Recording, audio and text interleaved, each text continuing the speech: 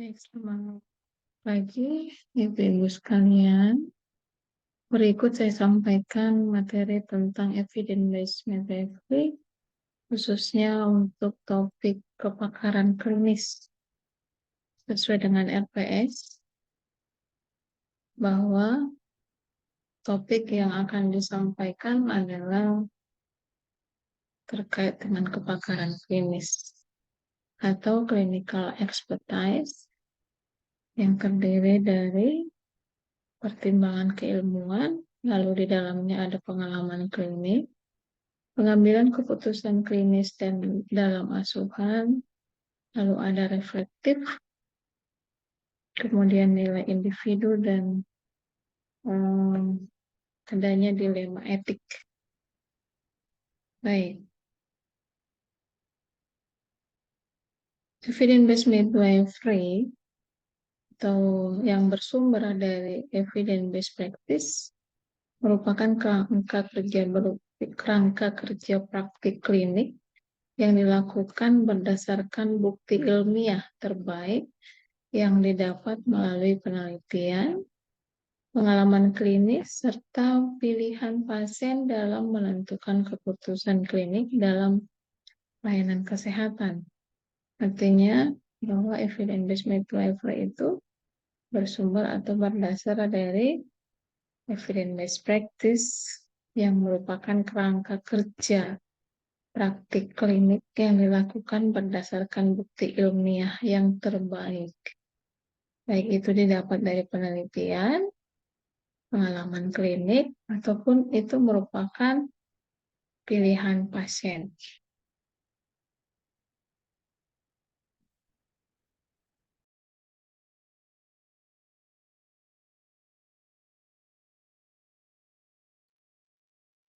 Baik, saya lanjutkan.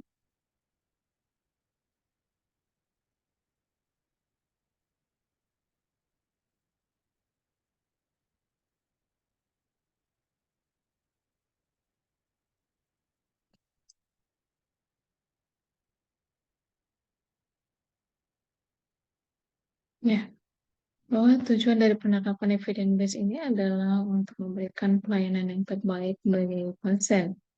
Kita ketahui bahwa menurut Harris, Ashworth, Lacy, dan Bailey 2008 bahwa komponen yang ada dalam penerapan evidence-based practice dalam pemberian asuhan keperawatan ataupun asuhan kebidanan adalah adanya bukti eksternal, kemudian yang kedua adanya bukti internal, yang ketiga adanya manfaat terbaik untuk kondisi pasien dan keinginan pasien serta meminimalkan pembiayaan.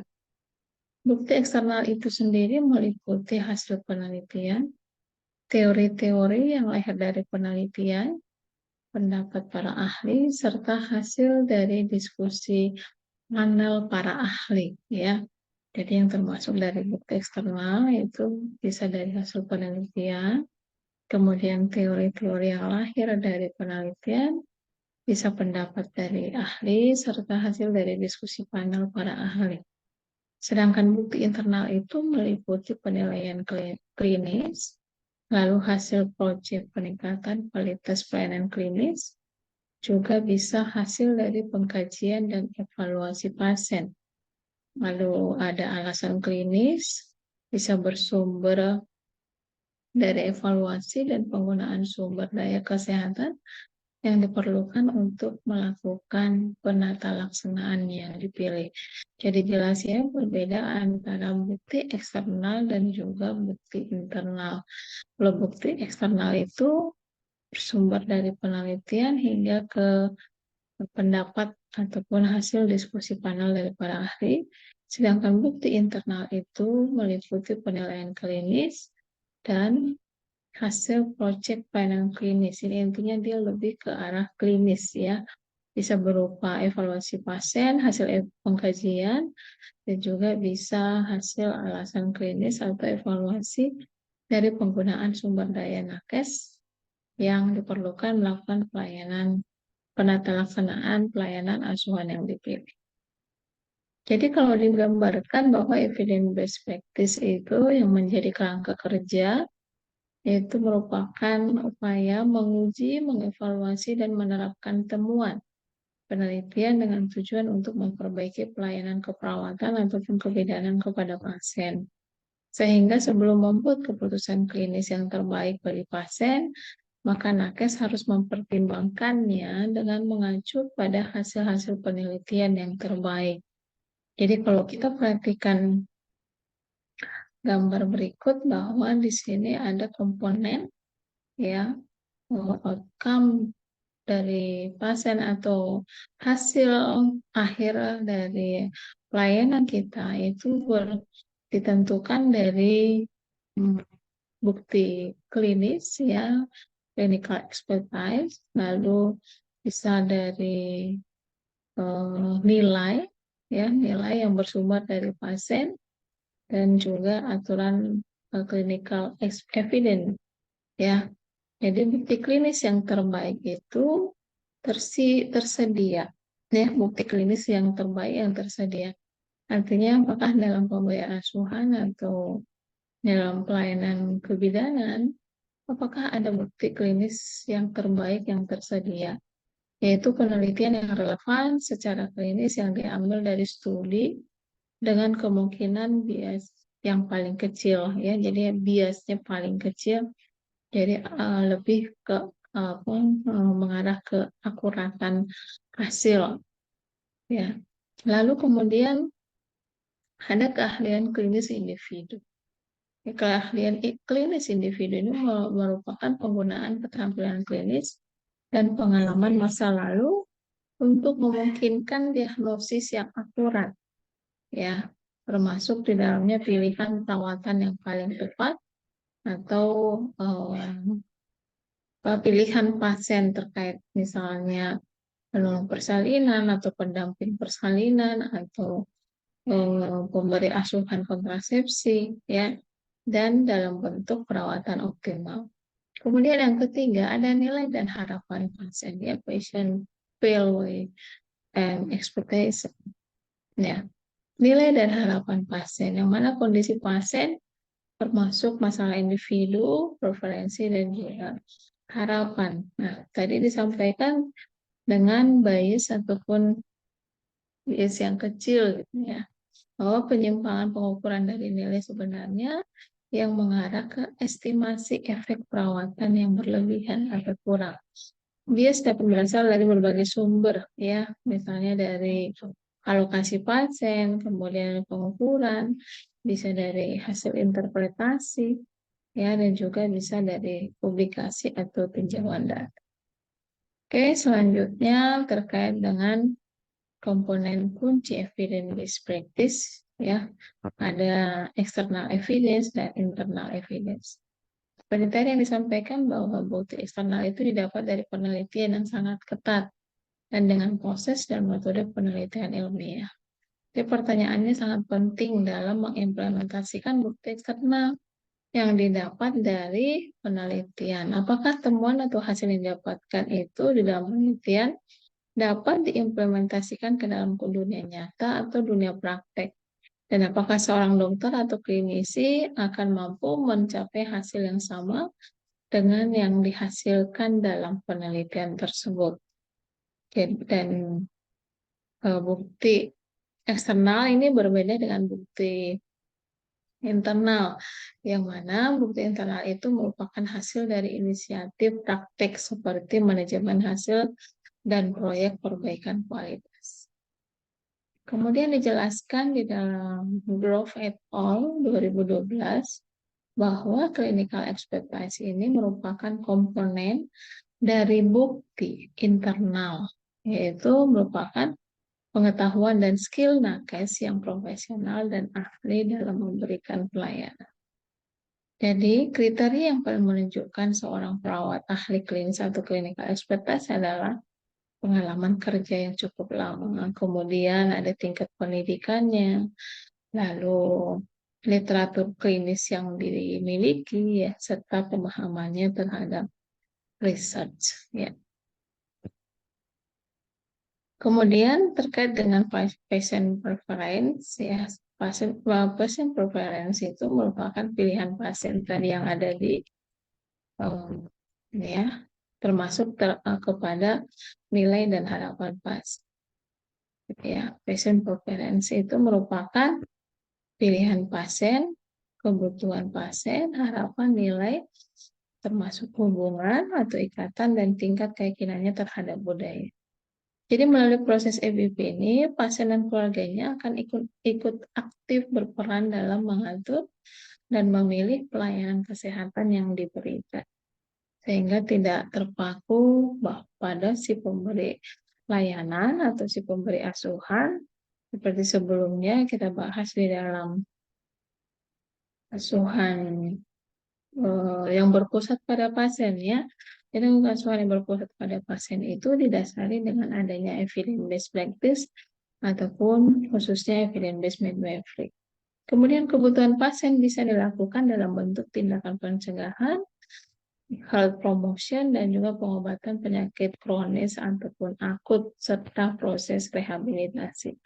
Jadi beberapa komponen dari EBP dijadikan alat untuk menerjemahkan bukti ke dalam praktek dan berintegrasi dengan bukti internal untuk meningkatkan kualitas pelayanan. Jadi dapat dilihat di bagan bahwa dalam membuat keputusan klinis berdasarkan evidence base, maka ada komponen bukti eksternal ya tadi disampaikan bisa berasal dari penelitian, bukti berdasarkan teori, opini pemimpin, hasil diskusi panel dari para ahli ya dari pakar dan sebagainya. Dan sedangkan bukti internal itu berupa keahlian klinis yang didapatkan dari manajemen hasil ya ditentukan dari peningkatan kualitas pengkajian pasien dan biasanya ini didasarkan dari lamanya seseorang bekerja gitu ya. Kemudian yang ketiga itu ada pilihan pasien dan juga ada nilai ya atau pasien preference.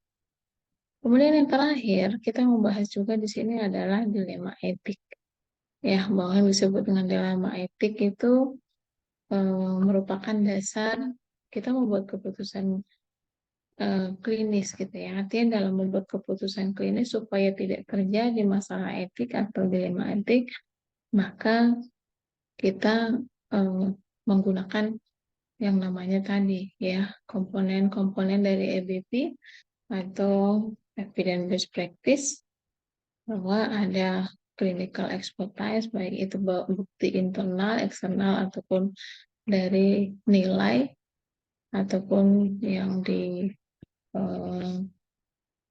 nilai ataupun apa namanya kebutuhan klien ya atau kebutuhan pasien.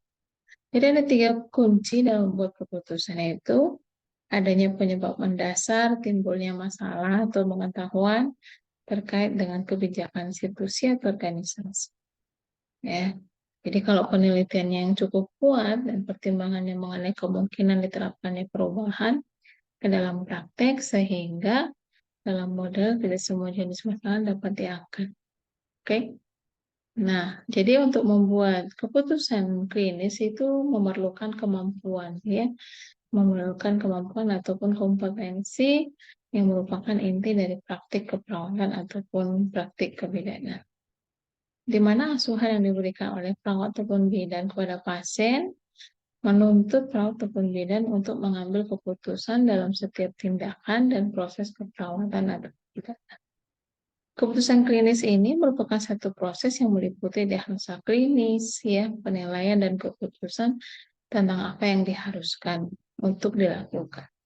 Dan proses pengambilan keputusan klinis dalam praktik itu harus dipahami sebagai satu rangkaian keputusan yang dibuat oleh nakes dalam interaksinya dengan pasien, ya, mengenai jenis pengamatan yang akan dilakukan dalam situasi yang dialami oleh klien, baik itu berupa pengkajian, perumusan diagnosis, rencana tindakan yang harus diambil, termasuk tindakan yang akan diambil serta dievaluasi. Dilema etik itu sendiri merupakan suatu masalah yang melibatkan 2 atau lebih landasan moral suatu tindakan, tetapi tidak dapat dilakukan keduanya.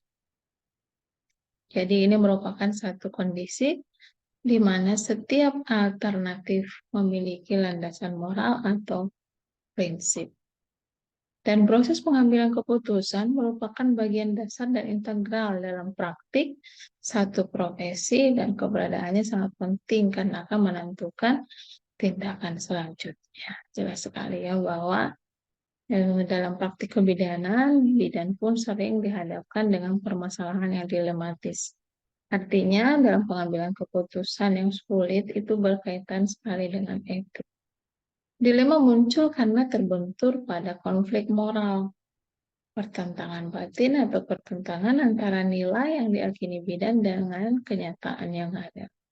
Dalam hal ini sering sekali terjadi pertentangan antara bidan, keluarga pasien, dan juga mungkin termasuk pasien sendiri, terlebih-lebih dalam kondisi yang mengalami patologi ataupun gangguan daruratan. Lalu pengambilan keputusan klinis merupakan keputusan yang diambil berdasarkan kebutuhan dan masalah yang dihadapi oleh klien. Sehingga semua tindakan dilakukan bidan dapat mengatasi permasalahan yang dihadapi klien dan bersifat darurat, antivasi ataupun rutin. Seorang bidan dalam menjalankan profesinya, etika dan moral merupakan hal mati. Ya, tanpa etika dan moral dalam melaksanakan tugas pelayanan, maka akan melahirkan berbagai penyimpangan, baik bidan sebagai pemberi pelayanan maupun seorang pasien yang menerima layanan, apakah dia hamil, bersalin, sakit, atau anak-anak, lansia, dan sebagainya, ya, sebagai konsumen atau pengguna dari asuhan kebidanan. Penyimpangan di sini memiliki konotasi yang negatif yang berhubungan dengan hukum. Seorang bidan dikatakan profesional bila ia mempunyai kekhususan yang sesuai dengan peran dan fungsinya sebagai seorang bidan, di mana bidan mempunyai hak dalam mengambil keputusan sendiri, terlebih dalam praktik komunitas, ya, di mana bidan TPMB dia sebagai nakes yang melakukan praktik mandiri, maka dituntut di sana bidan dapat mengambil keputusan sendiri, ya. Hal ini tentu berbeda dengan bidan yang bekerja di rumah sakit, rumah bersalin ataupun institusi kesehatan lain, ya. Yang mana bidan komunitas itu mempertanggungjawabkan sendiri apa yang dilakukan. Lalu persoalan etik atau moral itu bisa muncul ketika manusia menghadapi dilema. Pada kondisi ini terdapat unsur-unsur etika atau moralitas. Ini ada kebebasan, ada tanggung jawab, dan suara hati nurani berkolaborasi menentukan sikap dan kemudian tindakan manusia. Dalam kondisi normal, manusia sering tidak mempedulikan unsur tersebut. Artinya, persoalan moral baru muncul dalam kondisi yang tidak biasa. Pada kondisi yang tidak normal atau dilematis, seperti inilah biasanya etika dan moralitas ditantang untuk menjawabnya. Jadi bagi bidan, etika berarti memenuhi harapan profesi dan masyarakat dalam menjalankan pengabdiannya, serta secara khusus bertindak terhadap pasien, sesuai dengan ajas-ajas dan aturan yang disepakati bersama dengan profesinya. Kalau kita ketahui banyak tindakan medis yang mula-mula itu merupakan hanya menjadi kepedulian etika, tetapi setelah itu disusul dengan peraturan hukum, ya. Seperti halnya abortus provocatus itu merupakan salah satu butir dalam sumber Hippocrates sejak lebih daripada 2000 tahun yang lalu. Namun baru menjadi pasal dalam hukum positif di Indonesia. Jadi dengan adanya masalah hukum, terutama dalam pelayanan kebidanan, ini dapat menimbulkan dilema etik yang diakibatkan dari nilai-nilai yang diyakini oleh anggota profesi tenaga kesehatan, klien, atau lingkungan yang tidak lagi menjadi kohesif, ya, sehingga timbul pertentangan dalam mengambil keputusan, menentukan mana tindakan yang benar atau salah, serta dapat menimbulkan kebingungan, menimbulkan kegelisahan, kesulitan, dan juga bagi anggota profesi nakes. Jadi oleh karena itu, permasalahan yang terjadi semakin kompleks karena kurang diterapkannya hukum, etika, dan moral yang berlaku dalam ruang lingkup kebidanan yang ada di komunitas ataupun di masyarakat. Oke, pembelajaran kita sampai di sini, Ibu-ibu semua, semoga apa yang disampaikan terkait dengan clinical expertise dapat dipahami dan dapat menjadi dasar ataupun bekal di pelaksanaan PPMB-nya atau pelaksanaan praktik sehari-hari dalam memaknai evidence-based midwifery dalam pelaksanaan asuhan kebidanan. Sekian yang dapat saya sampaikan. Salam sehat untuk semua. Terima kasih. Selamat pagi.